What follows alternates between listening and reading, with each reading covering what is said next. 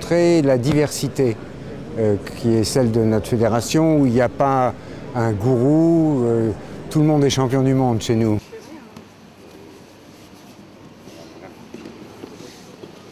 Comme Christian Tissier il fait comme d'habitude, donc l'idée c'est ça, c'est de transmettre ce que l'on fait habituellement.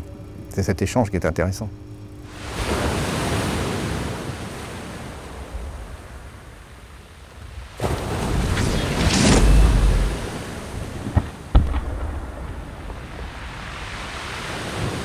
D'où il est venu ce balayage tourne arrière? Ce balayage tourne arrière, il est venu parce que j'avais vu le championnat d'Europe de Alain Giletti à télévision en patin glace.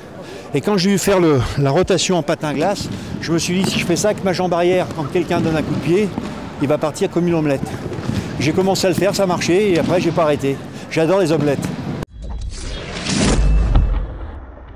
Tout le monde connaît son pédigré, donc les percussions, il est très très très fort. Mais justement, il arrive à ne pas utiliser ses percussions pour justement avoir un mouvement tout aussi efficace, mais dans le sens un petit peu de la facilité, oui, de la souplesse et de la facilité, quoi. Dès l'instant qu'il y a force, il n'y a pas souplesse, il n'y a pas facilité. Voilà. Tu vois? Ah, voilà. N'allez pas trop vite, pour pas éviter de prendre un coup. Allez pas trop vite au début, pour bien sentir le réflexe.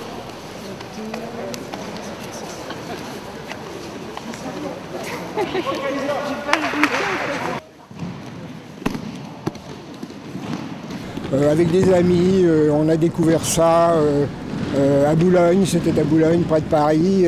C'est Maître Noquet qui enseignait à l'époque.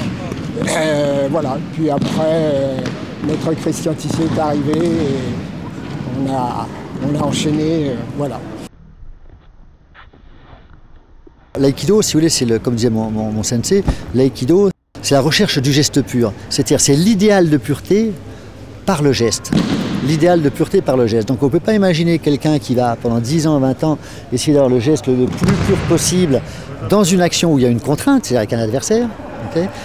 Cette personne ne peut pas donc rechercher tous les jours toujours cette pureté dans une action et devenir quelqu'un de tordu quand il sort dans la rue.